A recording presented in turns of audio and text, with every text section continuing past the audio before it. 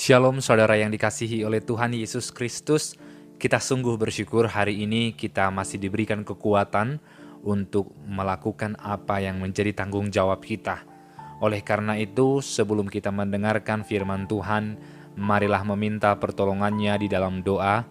Kiranya Ia berikan kita kekuatan dan pemahaman yang benar, sehingga semakin hari kita semakin mengerti kehendak Tuhan dan kita dapat melakukannya, mengasihi Dia, dan mengasihi sesama. Marilah kita berdoa.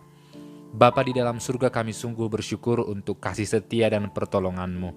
Saat kami mau belajar kebenaran firman-Mu, berilah kami pengetahuan yang benar dan hati yang sungguh-sungguh ingin mencari Engkau. Terpujilah nama-Mu dalam nama Yesus Kristus. Amin. Firman Tuhan hari ini akan kita pelajari dari Yesaya pasal yang ke-5, ayat yang ke-7. Sebab kebun anggur Tuhan semesta alam ialah kaum Israel, dan orang Yehuda ialah tanaman kegeramannya.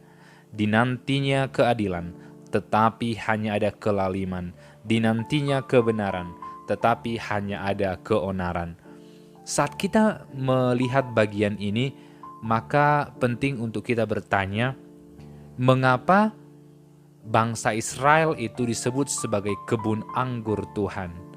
Nah, kebun anggur ini adalah sebagai perumpamaan kalau mungkin kita masih mengingat apa yang dikatakan Yesus, akulah pokok anggur dan kamulah ranting-rantingnya. Di mana ketika kita terpisah daripada Yesus, kita tidak dapat berbuat apa-apa. Di mana ranting itu tidak menempel kepada pokoknya, maka ranting itu tidak akan pernah bisa mengeluarkan buah. Mungkin kita mengingat ungkapan atau cerita tentang Yesus saat berbicara demikian. Maka ini adalah sebenarnya latar belakang mengapa Yesus mengatakan demikian. Karena orang Israel itu disimbolkan dengan pokok anggur itu ya, dengan kebun anggur. Dan Yesus atau Tuhan itu adalah sebagai pokoknya, kita sebagai rantingnya. Saat kita membaca ayat yang ke-7 tersebut, kita pasti harus bertanya mengapa Yesaya menuliskan bahwa pemilik kebun anggur itu menantikan keadilan, tetapi justru kelaliman yang ada, kebalikannya yang ada.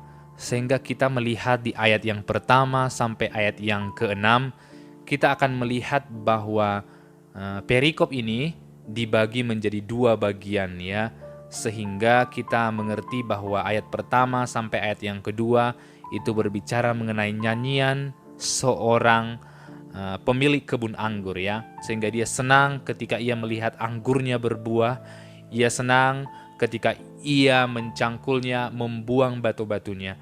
Maka sesungguhnya pemilik kebun anggur ini ialah Tuhan sendiri, di mana Ia membersihkan kita dari setiap batu-batu kehidupan kita, dari setiap dosa-dosa kita, membersihkan kita dari semua celah kita, sehingga kita bisa berbuah lebat. Tetapi justru ketika Tuhan membersihkan kita, maka kita tidak menghasilkan buah itu. Kalau di sini dikatakan bahkan ketika Ia membersihkan anggur ini, malah yang berbuah ialah anggur yang asam. Harusnya ketika ia sudah dibersihkan, ketika ia sudah dicangkul, ia akan menghasilkan anggur yang manis. Tetapi sebaliknya, bukankah ini juga adalah hal yang terjadi kepada orang percaya? Kita adalah ranting-rantingnya. Kita adalah anggur-anggur yang telah dibersihkan oleh Tuhan. Tetapi sering hidup kita berbuah asam. Atau mungkin pernah kita berbuah manis, tetapi tidak berbuah manis tetap setiap hari. Mungkin kita berbuah manis pada musimnya, yaitu pada saat kita ingin saja. Kita tidak tetap di dalam apa yang menjadi seharusnya kita diinginkan Tuhan. Tuhan menginginkan kita berbuah lebat dan kita menghasilkan buah yang manis. Tetapi ternyata apa yang Tuhan kerjakan sering terlihat sia-sia. Kita yang sudah dibersihkan, kita masih terus hidup di dalam dosa. Sehingga ayat firman ini sangat unik sekali ketika bangsa Israel dianggap sebagai anggur itu, kebun anggur itu. Kita adalah umat Tuhan yang dibersihkan terus-menerus, sehingga ketika kita melihat Yeremia 2 ayat 21, maka kita akan menemukan betapa jahatnya kita atau bangsa Israel. Sebab bangsa Israel itu merupakan lambang dari kita semua.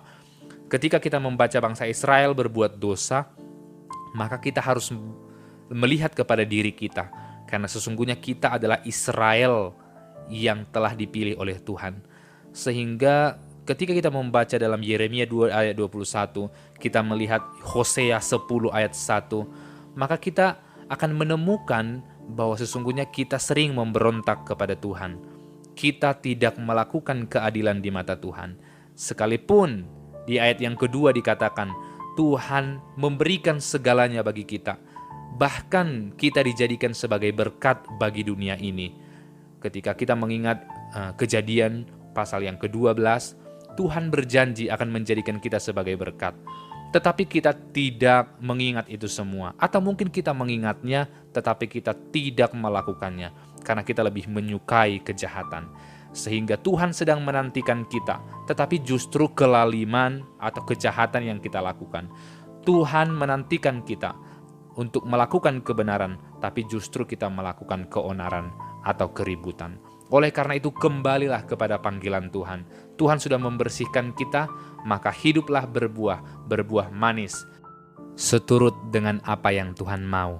Amin. Bapa dalam surga, kami bersyukur Engkau mengingatkan kami bahwa harusnya kami adalah anak-anak-Mu yang mengerjakan kebenaran, karena Engkau telah membersihkan kami. Terima kasih Tuhan, terpujilah nama-Mu dalam nama Yesus. Amin.